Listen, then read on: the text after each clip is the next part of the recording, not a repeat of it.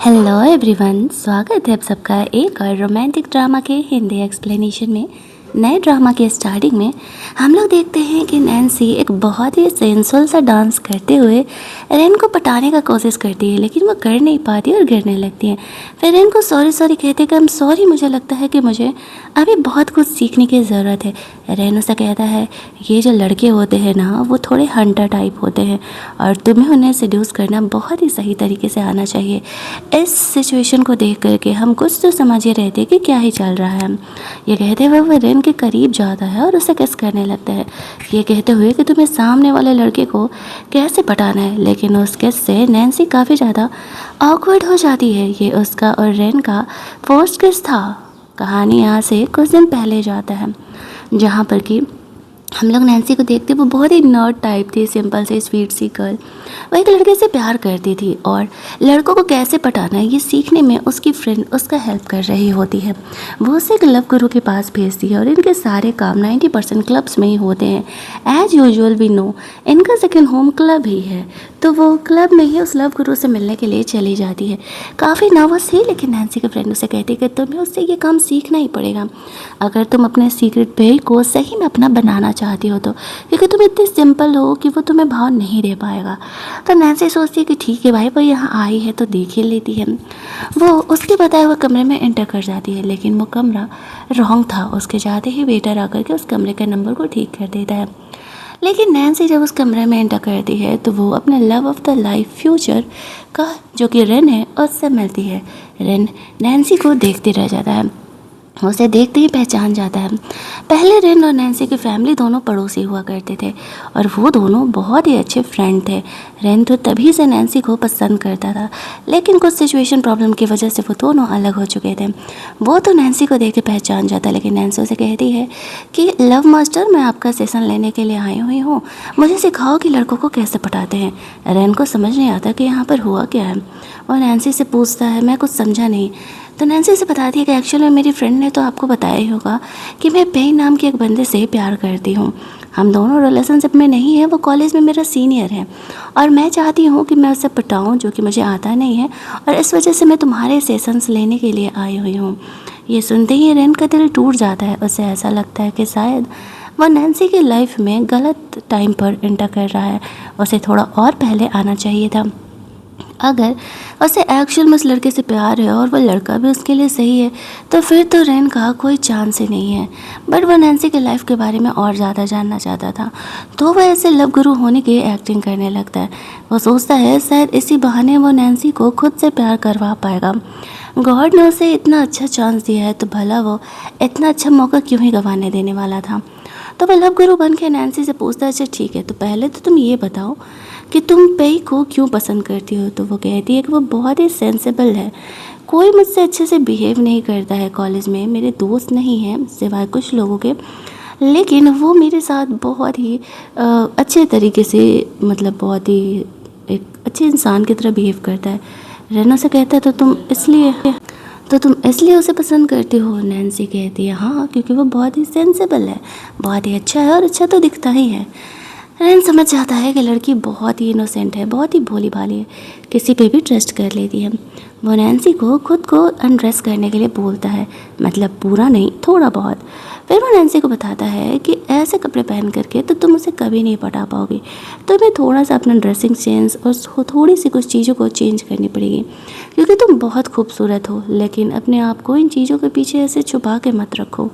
उसके स्पेक्स को खोलता है। अब रेन उसके लाइफ का पहला लड़का था जो कि नैन्सी को अप्रिशिएट कर रहा था कि वो बहुत ही खूबसूरत है। नैन्सी सोच रही होती है कि रेन सच में लव गुरु बनने के लायक ही है। इनका ये सेशन चल रहा था, तभी रेन का फ्रेंड आने लगता है, तो रेन उसे जल्दी से वहाँ जाने के लिए कहता है क्योंकि उसे पता था कि नैन्सी ऑकवर्ड हो जाएगी। तभी वहाँ पर उसे घर से कॉल आने लगता है। ग्रैंडमदर उसे चिल्लाते हुए घर वापस आने के लिए कहती है। अब नैन्सी कहती है उसका नंबर शेयर करते हुए, उसे आज का पेमेंट करते हुए कि वह जल्दी ही उसे दूसरे सेशन के लिए कांटेक्ट करेगी। इसी बहाने रेन के पास नैन्सी का नंबर आ चुका था। वो तो बहुत ही खुश था। वो प्यार से वापस से उसके स्पेक्स पहना देता है और नैन्सी वहाँ से चली जाती है। रेन की खुशी का कोई ठिकाना नहीं था, लेकिन वो बहुत ही संभल करके अपनी चालें चल रहा था, क्योंकि इस चक्कर में कहीं वो नैन्सी को ना खो दे। उसके जाते ही उसका फ्रेंड आता है और पूछता है क्या सिचुएशन है, तुम आज तक कभी किसी लड़की में इतना इंटरेस्टेड नहीं हुए, तो फिर ये क्यों। उसे बताता है कि नैन्सी मेरी वही बचपन की फ्रेंड है जिसे कि मैं चाइना आने के बाद ढूंढ रहा था, लेकिन मुझे आइडिया नहीं था उसकी लाइफ कहाँ एग्जिस्ट कर रही है और वो है किधर। उसका दोस्त भी खुश हो जाता है कि चलो फाइनली रेन को उसका प्यार मिल रहा है, लेकिन ये सिचुएशन सुन करके भी वो हंसने लगता है। दूसरे सीन में हम लोग नैन्सी की क्रूअल ग्रैंड मदर को देखते हैं, जो कि उसे बिल्कुल भी नहीं पसंद करती थी, और रीजन हमें आगे पता चलने वाला है। नैन्सी के यहाँ आते ही वो उस पर चिल्लाते हुए कहती है, लेट नाइट रहने की तुम्हारी कोई ज़रूरत नहीं है बाहर, हमने तुम्हें क्या सिखाया तुम्हें पता है ना।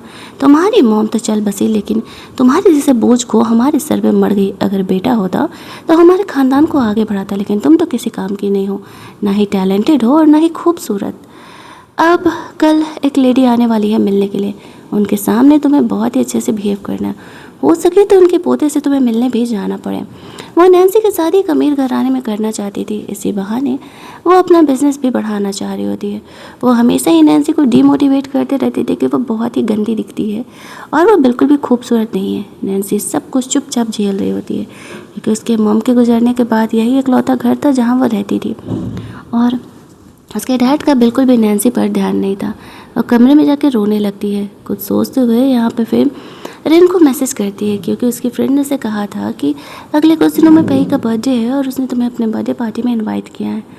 तो वो यहाँ पर फिर रेन से बात करती है कि वो अगला सेशन उसका कब ले सकती है। रेन उसे कहता है कि जब तुम कहो, मेरे पास बहुत समय है। तो फिर नेक्स्ट डे वो दोनों मिलते हैं। अब यहाँ पर नैन्सी उसे एक बड़ी फैमिली के बारे में बात करते हुए सुनती है। रेन उसी फैमिली से बिलोंग करता था, ये बात नैन्सी को पता नहीं था। रेन बहाना बना देता है और कहता है कि नहीं नहीं, मैं तो बस यूं ही गॉसिप कर रहा था। नैन्सी से वो पूछता है कि क्या हुआ, अब इतनी जल्दी क्या है। नैन्सी उसे कहती है कि एक्चुअल में कुछ दिनों में मेरे उस सीनियर का बर्थडे है और मैं उसी दिन उसे कन्फेस करना चाहती हूँ, इसी वजह से ये सब कुछ मैं जल्दी जल्दी रिवाइज करना चाहती हूँ, तुम्हारे सेशंस जल्दी कंप्लीट करना चाहती हूँ।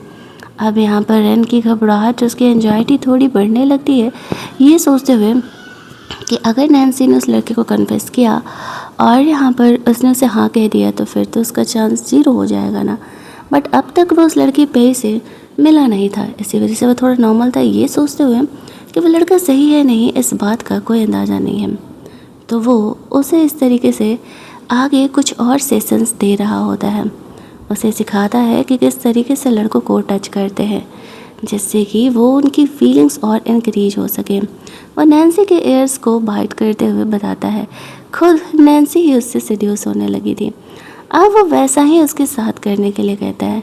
नैन्सी ने कभी कुछ किया नहीं था, लेकिन उसे पता नहीं था कि रेन उससे कितना प्यार करता है। एक हल्का सा टच उसे कुछ अलग ही फीलिंग दे रहा होता है, लेकिन वो अपनी फीलिंग पर कंट्रोल करके रखा होता है। और नैन्सी जब भी पूछती कि क्या ये सही है, तो वो मना कर देता और बोलता कि नहीं, ये तो बहुत ही बुरा है, इससे तो सामने वाले को कुछ भी फील नहीं होने वाला और तुम्हें यहाँ पर और चीज़ों को इम्प्रूव करने का ज़रूरत है। नैन्सी को लगने लगता है कि वो अपने साइड से चीज़ें ट्राई तो कर रही है, लेकिन वो वर्क क्यों नहीं कर रही, उसे खुद भी समझ में नहीं आ रहा होता है।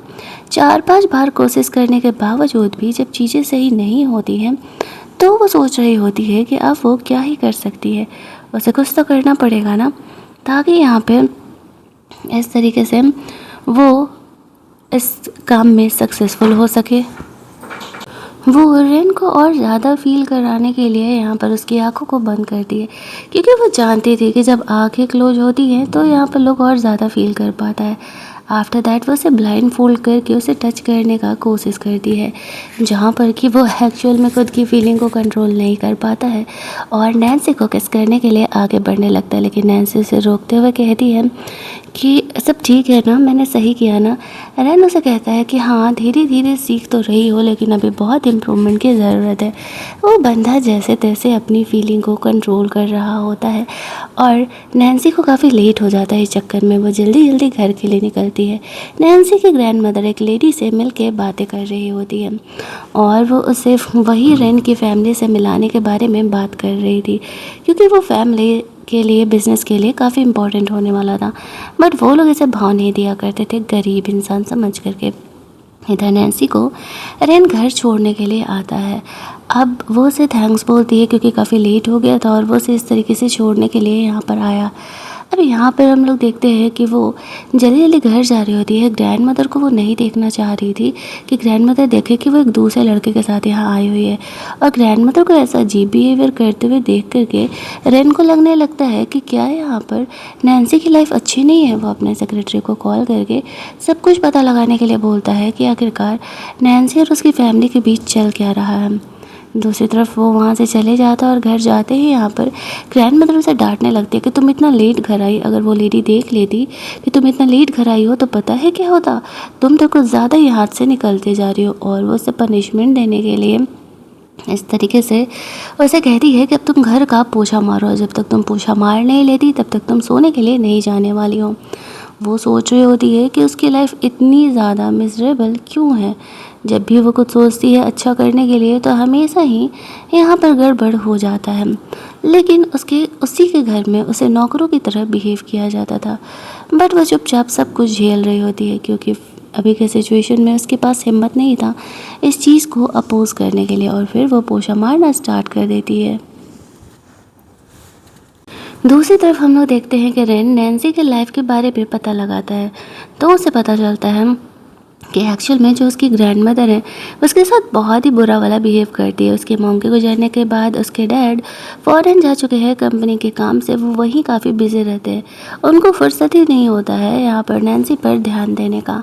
ऐसा नहीं है कि वो उनसे प्यार नहीं करते लेकिन वो वहाँ अपने लाइफ में बहुत बिजी हो चुके हैं। अगले सीन में जब वो नैन्सी से मिलता है तो उसे डांस करना सिखा रहा था। इस डांसिंग के चक्कर में वो थोड़ा सा इंजर्ड हो जाती है और उसके घुटनों में चोट लग जाता है। वो उसका केयर करने लगता है। उसके चोट लगे हुए पैर पर ऐसे दवा अप्लाई कर रहा होता है। कहीं ना कहीं अब नैन्सी अपने सीनियर को छोड़ करके रेन के बारे में सोचने लगी थी लेकिन बस वो ये बात एक्सेप्ट नहीं कर पा रही होती है कि एक्चुअल में वो रेन से प्यार करने लगी है। रेन इस बात को समझ नहीं पा रहा था कि एक्चुअल में वो अब उसके लिए डिफरेंट फील कर रही है। उसे तब भी ऐसा ही लग रहा होता है कि वो अपने सीनियर पई के लिए ही वो सारी चीज़ें फ़ील करती हैं जो कि एक्चुअल में वो चाहता था कि वो उसके लिए फ़ील करे।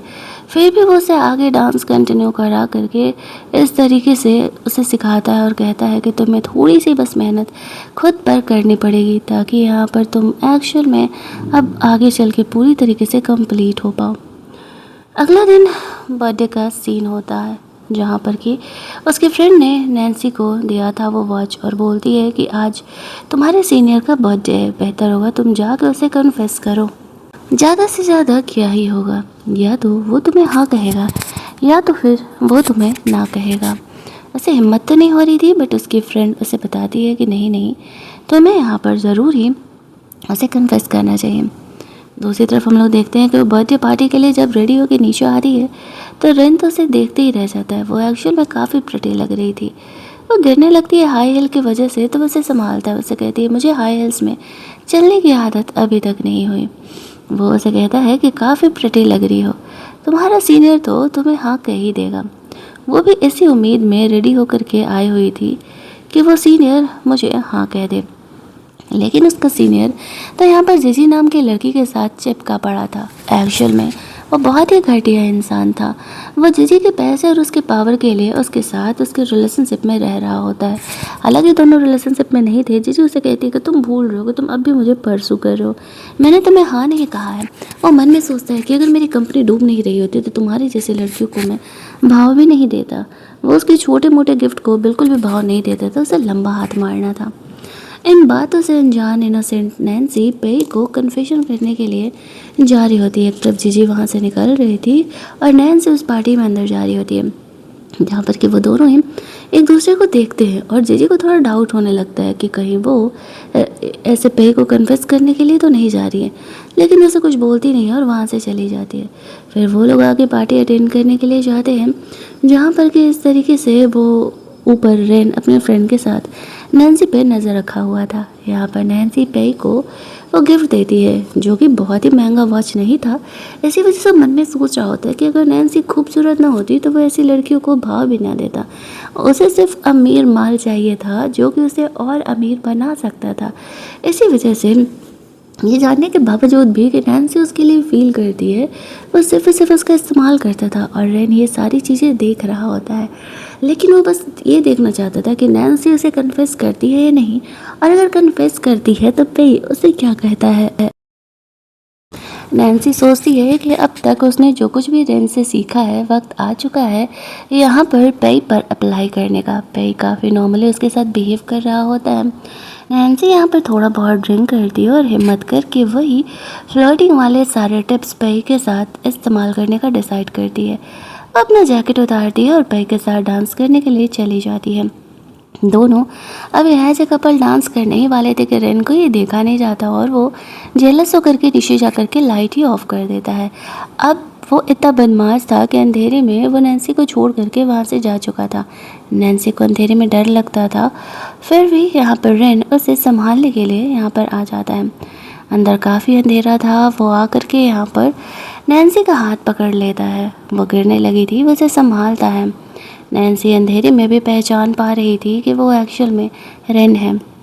वो उसे वहाँ से ले कर के जाता है। वो उसे कहता है कि तुम ठीक तो हो ना? बोलती है कि हाँ अब ठीक हूँ। बाहर जाती है उसकी फ्रेंड पूछने लगती है कि नैन्सी कहाँ है। उसे अंधेरे से डर लगता था और तुम उसे छोड़ के आ गए, तुम उसे डांस करने के लिए लेके गए थे ना? भाई कहा, मुझे क्या पता, मुझे लगा कि शायद वो निकल चुकी है बाहर। यहीं दूसरी तरफ नैन्सी बाहर आ जाती है सही सलामत। उसकी फ्रेंड उसे पूछती है तुम ठीक तो हो ना? वो कहती है हाँ। फ्लैशबैक में वो याद करती है कि रेन उसे कह रहा होता है कि देखो जिस लड़के से तुम प्यार करती हो, तुम्हारा कहना था कि वह कितना सेंसिबल है और वो तुम्हें अंधेरे में ऐसे छोड़ करके चला गया। नैन्सी कहती है कि शायद उसे लगा होगा कि मैं बाहर जा चुकी हूँ। रेन उसे कहता है कि किसी की बुराइयों को छुपा करके तुम उसे अच्छा नहीं बना सकती। वो तुमसे प्यार नहीं करता है, मेरे इस बात को समझ लो, और अगर इसके बाद भी तुम्हें कन्फेस करना है तो तुम कर सकती हो। नैन्सी तो वैसे ही रेन की फीलिंग को लेकर के कंफ्यूज थी, अब वो और ज़्यादा कंफ्यूज होने लगती है। पे उसे झूठ मूठ का सॉरी बोलने का एक्टिंग कर रहा होता है। तभी वहाँ पे उसे कंपनी की तरफ से मैसेज आता है और वो कहता है एक्चुअल में कुछ इमरजेंसी हो चुका है और उसे वहाँ से जाना पड़ेगा, तो वो नैन्सी और दोस्तों के साथ बाद में पार्टी कर लेगा। नैन्सी ओके बोल देती है। फिर सारे अपने अपने घर चले जाते हैं और नैन्सी अकेले ही घर जा रही होती है तो देखती है कि रेन उसका इंतज़ार कर रहा है। रेन उसके साथ साथ चलने लगता है। नैन्सी से वो पूछता है कि क्या उसने पेई को कन्फेस किया। वो कहती है कि नहीं, मौका ही नहीं मिला उसे कन्फेस करने का, उसे ऑफिस में कुछ इमरजेंसी आ गया था। ये इमरजेंसी रेन नहीं दिलवाया था। अब वो नैन्सी और पेई को एक दूसरे के साथ नहीं छोड़ना चाह रहा था क्योंकि उसे डर था कि पेई बुरा इंसान है और वह नैन्सी का फ़ायदा उठाने के लिए उसे उसके कन्फेशन को हाँ कह सकता है। इसी वजह से वो मौका ही नहीं देने वाला था कि नैन्सी उसे कन्फेस करे। बातों बातों में वो उसे अपने बारे में भी बताने लगता है। वो उसे कहता है कि अगर मैं लव गुरु नहीं होता तो क्या तुम मुझे बॉयफ्रेंड बनाने के बारे में सोचती। नैन्सी कहती है क्यों, तुम रिलेशनशिप में नहीं हो? रैन कहता है नहीं। तो कहीं ना कहीं उससे खुश हो रही होती है वो, लेकिन उसे खुश होना नहीं चाहिए, वो तो पेई को पसंद करती है। यही सारी बातें उसके मन में आ रही थी। वो उसे ऐसे पिगी बाइक राइड दे रहा होता है जो कि बचपन में नैन्सी रेन को पिगी बाइक राइड दिया करती थी। भाई सोच रहा होता है काश वो उसे ये बातें बता पाता कि वो उससे कितना प्यार करता है, लेकिन वो वक्त का इंतज़ार करने का डिसाइड करता है जब नैन्सी खुद उसे आकर के बोले कि वो अब भाई को फील नहीं करती है सोच के।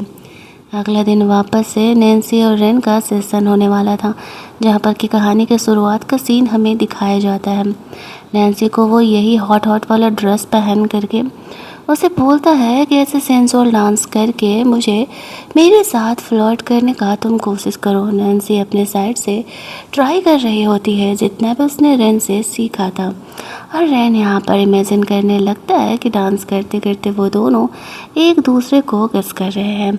लेकिन यहाँ पर नैन्सी ऐसा बिल्कुल भी नहीं करने वाली थी, वो बहुत ही ज़्यादा ऑकवर्ड थी।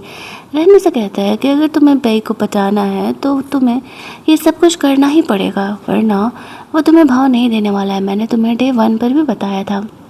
नैन्सी को लग रहा होता है शायद वो सही कह रहा है और जब तक वो बेइज्जत होकर पेई से रिजेक्ट ना हो जाए तब तक वो उस लूज़र का पीछा नहीं छोड़ने वाली है।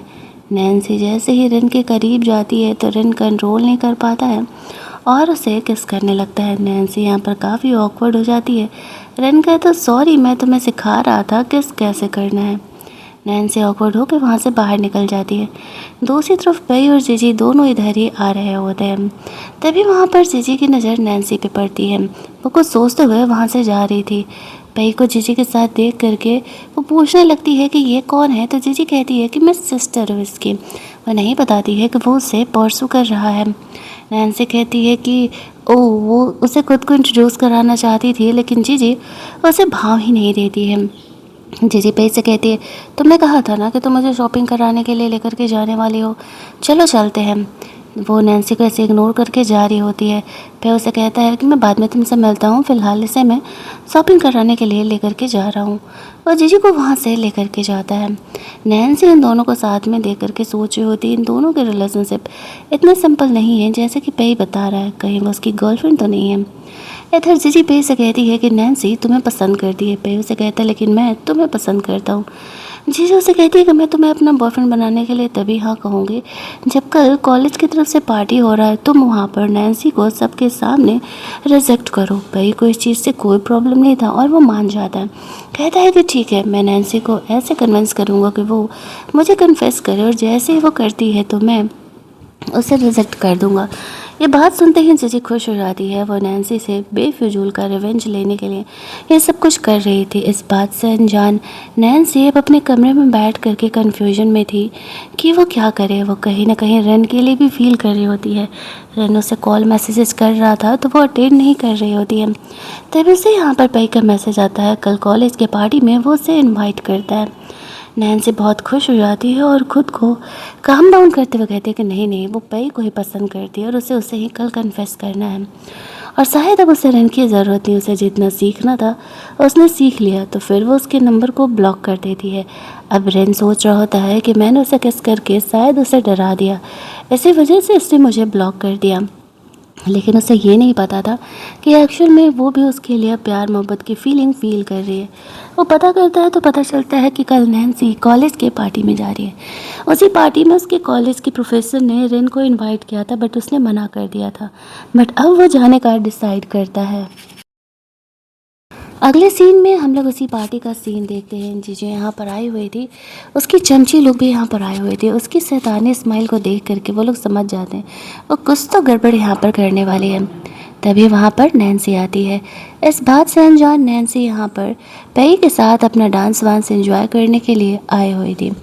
जब वो यहाँ पर आती है तो पई उसे ऐसा दिखाता है कि एक्चुअल में वो उसे सच में पसंद करता है। वो डायरेक्टली कुछ नहीं कहता है, इनडायरेक्टली सब कुछ ये दिखा रहा था। उसे कम्प्लीमेंट दे रहा था कि वो कितनी खूबसूरत लग रही है और फलाना ढिमकाना सब कर रहा होता है।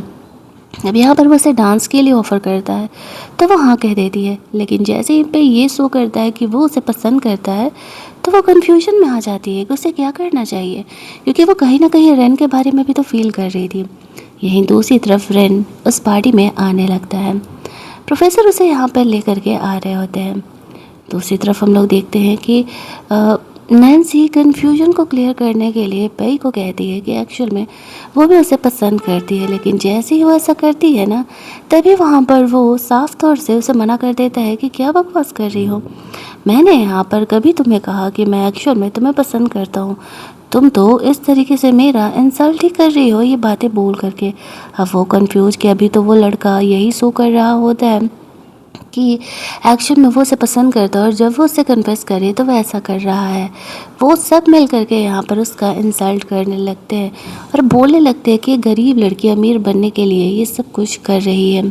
इतना ही नहीं, यहाँ पर वो लोग इस तरीके से पई और जीजी और सारे लोग मिल करके उसका इंसल्ट कर रहे होते हैं और कह रहे होते हैं कि तुमने अपना शक्ल देखा है, इतनी गरीब हो करके तुम यहाँ पर हमें ये दिखा रही हो कि तुम इससे पसंद करती हो, एक्चुअल में ये मेरा बंदा है, मैंने ही यहाँ पर इसे कहा था ये करने के लिए, और अब तुम्हारा यहाँ पर बेइज्जती होना तो बस शुरू हुआ। वो लोग सब मिल करके उसका काफ़ी इंसल्ट कर रहे होते हैं। वो समझ नहीं पाती कि सब कुछ क्यों हो रहा है। तभी वहाँ पर रेन आता है। उसे देखते ही जीजू उसे जाके एक्सप्लेन करने लगती है कि ऐसा कुछ नहीं है, बहुत ही घटिया लड़की है। लेकिन नैन्सी को पता चलता है कि रेन की असली आइडेंटिटी क्या है। वह समझ जाती है कि वो उसे उतने दिनों से गलत इंसान समझ के ट्रीट कर रही थी।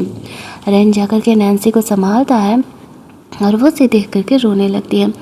वो उसे वहाँ पर उठा के लेके जा रहा था और जाने से पहले पेई और जीजी को वार्न करता है, मैं तब तक तुम्हारी कंपनी को एक्वायर करूँगा जब तक कि तुम्हारी कंपनी पूरी तरीके से बैंकरप्ट नहीं हो जाती।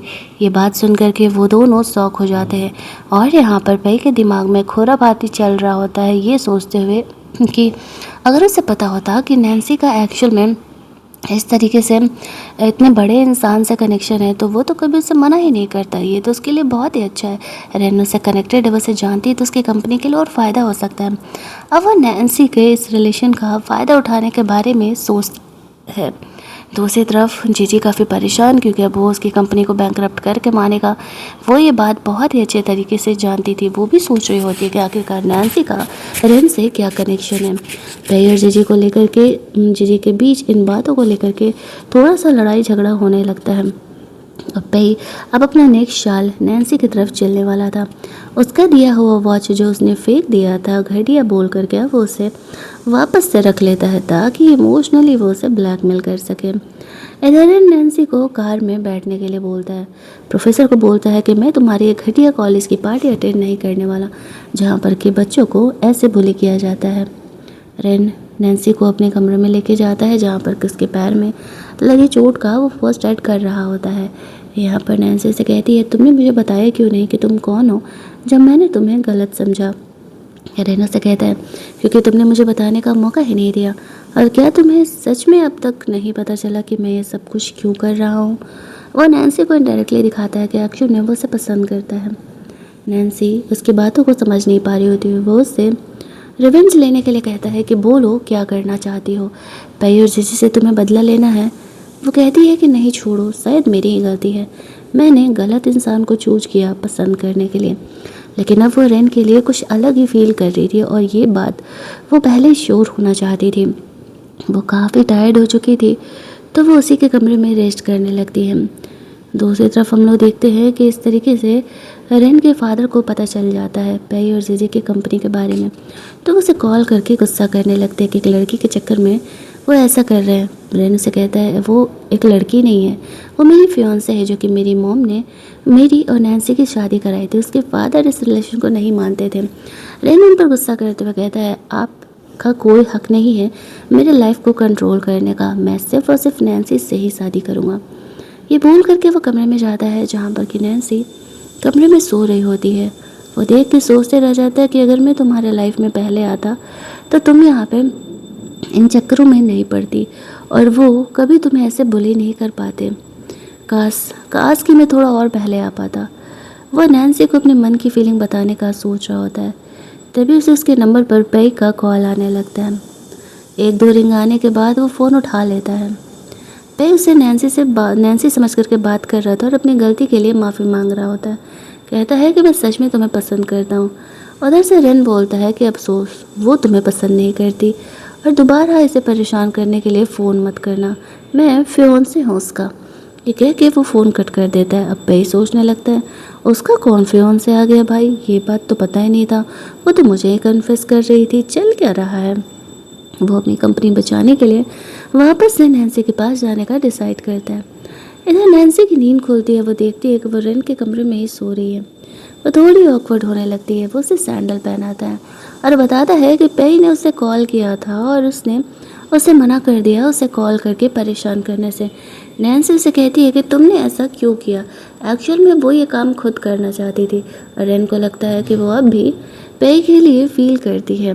दोनों के बीच ये थोड़ी सी मिसअंडरस्टैंडिंग यहाँ पर हो जाती है। वो रेन को घर छोड़ने के लिए जाता है और यहाँ पर वो काफ़ी खोई खोई सी थी, क्योंकि वो रेन के लिए जो फील कर रही होती है वो चाह रही थी इन चीज़ों को श्योर करने का। रेन को ऐसा लग रहा था कि शायद उसे कभी पसंद ही नहीं करेगी, क्योंकि यहाँ पर पेई के ऐसा करने के बाद भी वो उसके बारे में ही अगर सोच रही है तो इट मीन्स कि वो उससे बहुत ही प्यार करती है और उसकी एक माफ़ी से वो उसे माफ़ भी कर देगी। वो इस चीज़ को लेकर के थोड़ा सैड होने लगता है।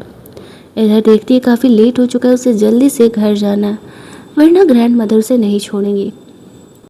रेन जल्दी जल्दी ड्राइव करके नैन्सी को उसके घर पहुंचाता है।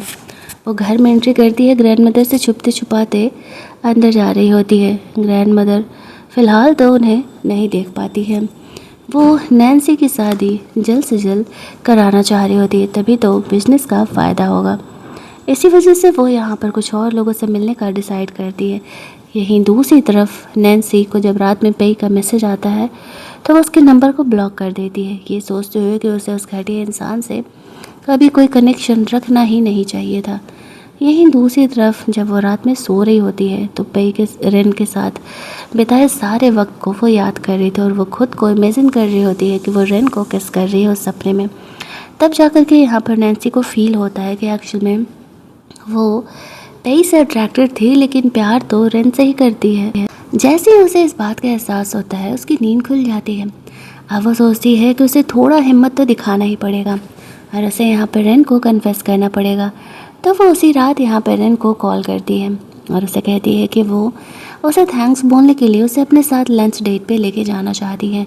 क्या उसके पास कल समय है? रेन तो उसके लिए 24/7 फ्री था। उसे कहता है हाँ हाँ क्यों नहीं, चलो ना। वो बहुत ही खुश हो जाता है। अगले दिन का सीन हम लोग देखते हैं जहाँ पर कि नैन्सी रेन के आने का इंतज़ार कर रही थी। रेन यहाँ पर आता है रेडी वेडी हो करके। नैन्सी सोच रही होती है कि वो उसे कैसे कन्फेस करे कि वो उसे पसंद करती है, तो वो उसके सेडक्शन वाले ट्रिक को उसी पर अपनाती है। रेन से पूछता है कि वो जानबूझ करके कर रही है, तो नैन्सी बहाना कर देती है कि नहीं नहीं ऐसा कुछ नहीं है। फिर वो उसे अपने साथ डांस करने के लिए बोलती है। वो सोचती है कि वो वहीं उसे कन्फेस करेगी, तो रेन से वो पूछती है तो रेन हाँ कह देता है। वो दोनों डांस करने के लिए चले जाते हैं। नैन्सी अभी यहाँ पर रेन को कन्फेस करने ही वाली थी कि तभी वहाँ पर पेई आ जाता है नैन्सी से बात करने के लिए। अब रेन पेई को वहाँ से जाने के लिए कहता है, लेकिन नैन्सी यहाँ पर पेई को कहती है कि चलो बाहर बात करते हैं। वो उसे क्लियरली बोलना चाहती थी कि वो उसमें इंटरेस्टेड नहीं है। रेन को लगने लगता है कि कहीं वो उसे हाँ तो नहीं कह देगी, तो वो उसे फॉलो करता हुआ देख रहा होता है कि दोनों के बीच क्या बातें हो रही हैं। बाहर जाने पर पेई उसे ये कहता है कि एक्चुअल में जीजी ने उसे फोर्स किया था ऐसा करने के लिए। वो मजबूर था, वो तो बस जीजी के साथ अपने बिजनेस के फ़ायदे के लिए और कुछ भी नहीं। वो तो शुरुआत से ही नैन्सी से प्यार करता है। नैन्सी उसे कहती है अब उसे इस बात से कोई फ़र्क नहीं पड़ता। हाँ एक टाइम था जब उसे पसंद करती थी, लेकिन अफसोस उसकी हरकतों ने उसका दिल तोड़ दिया। तुम इतने बुरे कैसे हो सकते हो? तुमने सबके सामने मेरी बेइज्जती की, ये जानने के बावजूद भी कि मैं तुम्हें पसंद करती थी। वो उससे अपनी गलती के लिए झूठ मूठ का माफ़ी मांग रहा होता है, लेकिन नैन्सी उसे मना करके वहाँ से जाने लगती है और रेन ये नहीं सुन पाता है कि नैन्सी ने उसे हाँ कहा है या ना। लेकिन जब वो ये देखता है कि पेई उसका हाथ पकड़ के उसे रोक रहा है तो वो बीच में आ जाता है और यहाँ पर इस तरीके से उसे नैन्सी से दूर रहने के लिए कहता है। वो नैन्सी को वहाँ से लेकर के जाता है। थोड़ा वो गुस्सा था और कह रहा होता है कि क्या तुमने यहाँ पर पेई को हाँ कह दिया? नैन्सी उसे कहती है कि मैं भला उसे हाँ क्यों कहूँगी, मैं इतनी भी बुद्धू नहीं हूँ। आई नो नॉट हूँ, लेकिन इतनी भी बुद्धू नहीं हूँ। मुझे चीज़ें दिख रही हैं कि पेई ने मेरे साथ क्या बिहेवियर किया था, भला मैं उसे क्यों ही हाँ कहने वाली हूँ। एक्चुअल में तो मैं किसी और को पसंद करने लगी हूँ। बस इंसान के साथ इतने दिन रहने के बाद मुझे इस बात का एहसास हुआ। अब वो नर्वस होकर पूछने लगता है कि वह इंसान कौन है, तो फाइनली वो उसे कन्फेस कर देती है कि वह इंसान कोई और नहीं, वो तुम ही हो। एक्चुअल में मैंने तुम्हें यहाँ पर इसीलिए बुलाया हुआ था। तो वो आगे बढ़ के उसे किस कर लेता है।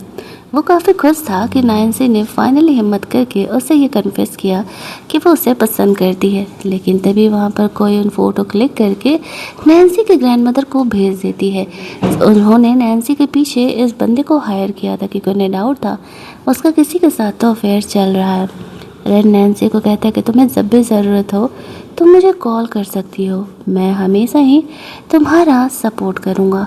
और नैन्सी को ऐसा लगने लगा था कि वो रेन से पहले भी कभी मिली है क्या।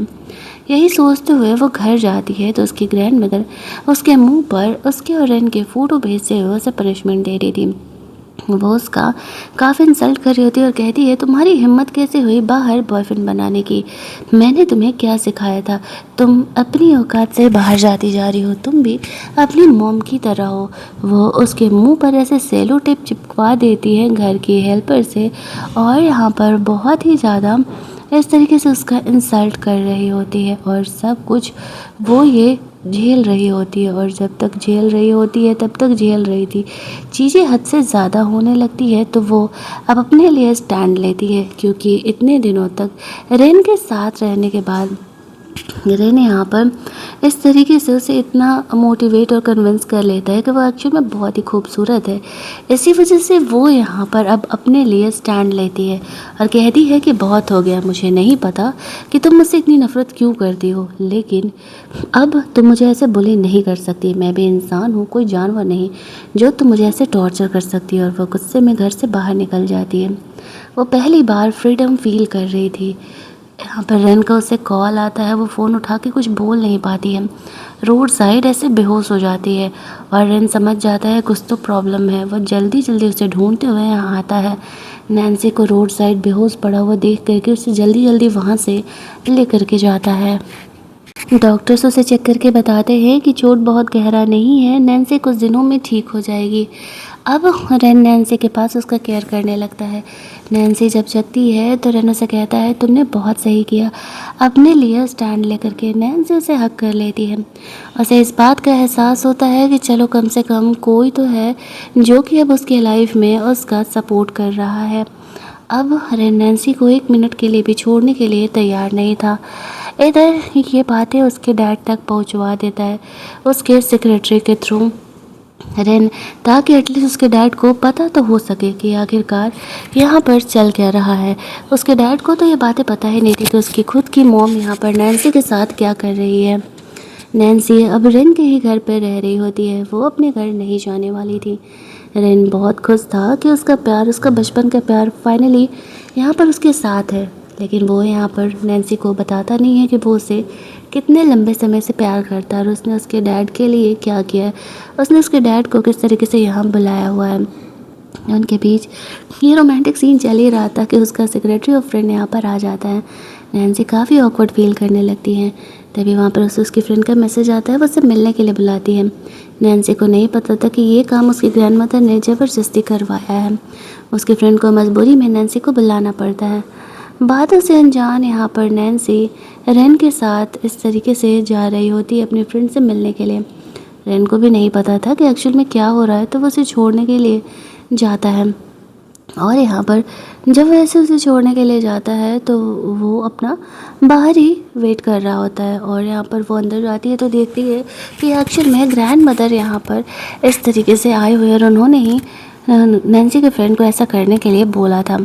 अब यहाँ पर वो पूछी होती है बताइए क्या हुआ। वो कहती है तुम्हें क्या लगा इतनी आसानी से तुम हमसे पीछे छुड़ा लोगे, अभी तुम्हारा इस्तेमाल करना तो बाकी ही है। तुम्हारी शादी अभी अमीर घराने में करनी है, तभी तो तुम हमारे लिए एक्चुअल में यूजफुल हो पाओगे। नैन्सी से कहती है वो किसी और के साथ रिलेशनशिप में है और वह किसी और से शादी नहीं कर सकती है। इस बात पर ग्रैंड मदर का कहना था उस लड़के को छोड़ दो। उसके ऊपर गर्म चाय फेंकने लगती है तभी रेन आकर के उन्हें सेव कर लेता है। वो ग्रैंड मदर पर गुस्सा करते हुए कहता है कि वह उनकी अपनी ही पोती पर ऐसे बुरा व्यवहार कैसे कर सकती है। उन्हें रेन की आइडेंटिटी के बारे में नहीं पता था, तो वह रेन के साथ भी भला बुरा बिहेव करने लगती है। तभी वहाँ पर उसके फादर आ जाते हैं नैन्सी को ढूंढते हुए और अपनी मॉम की इन हरकतों को देख करके शॉक हो जाते हैं। उन्होंने कभी एक्सपेक्ट नहीं किया था, उन्होंने नैन्सी की भलाई के लिए उन्हें यहाँ छोड़ा था और चीज़ें कुछ इस तरीके से थी। हालांकि वो भी रेन के सिचुएशन को नहीं जानते थे, लेकिन जब उन्हें पता चलता है कि रेन काफ़ी लंबे समय से नैन्सी से प्यार करता है तो वो उन दोनों के रिलेशनशिप को ओके कह देते हैं, क्योंकि वो समझ चुके थे कि इस तरीके से नैन्सी यहाँ पर रेन से कितना प्यार करती है। जब वो दोनों एक दूसरे से प्यार करते हैं तो अच्छी बात है। यहाँ पर नैन्सी की ग्रैंड मदर कहती है कि तुमने भी एक घटिया लड़की से शादी किया था। वो नैन्सी की मॉम को पसंद नहीं करती, तो ऊपर से नैन्सी की मॉम ने नैन्सी को जन्म दे दिया, तो उनकी नफरत और ज़्यादा बढ़ जाती है। यहाँ पर उसकी मॉम के गुजरने के बाद इसीलिए वो अपना सारा फ्रस्ट्रेशन नैन्सी पर निकाला करती थी, ये कह के कि अगर बेटा पैदा होता तो हमें कंपनी में कोई दिक्कत ही नहीं होता। यहाँ पर रेन अपनी आइडेंटिटी बताता है कि वो एक्चुअल में कौन है। तब उसके फादर, उसके ग्रैंडमदर भी शॉक हो जाती है। वो गुस्से में यहाँ पर उसके फादर की कंपनी के साथ टाई अप कैंसिल करता है और नैन्सी को वहाँ से लेकर के जाता है और कहता है कि नैन्सी अब आपके कंट्रोल में कभी नहीं आने वाली है। उनके वहाँ से जाते ही नैन्सी के डैड अपने ही मॉम से लड़ने लगती हैं और कहने लगती हैं कि तुम मेरे खिलाफ़ कैसे जा सकते हो। उसका डैड कहता है मॉम आपने मेरी ज़िंदगी बर्बाद की, क्या वो काफ़ी नहीं था जो आप मेरी बेटी की भी ज़िंदगी बर्बाद कर रहे हो। ऐसा कह के वो भी वहाँ से निकल जाता है। नैन्सी सोच रही थी कि रेन ने कहा था कि वो उसे काफ़ी लंबे समय से पसंद करता है, बट ये कब हुआ। रेन फ़िलहाल उसे कह रहा होता है शायद तुम्हें मैं याद नहीं हूँ कि मैं कौन हूँ। उन दोनों के बीच यहाँ पर काफ़ी सारी बातें होती हैं।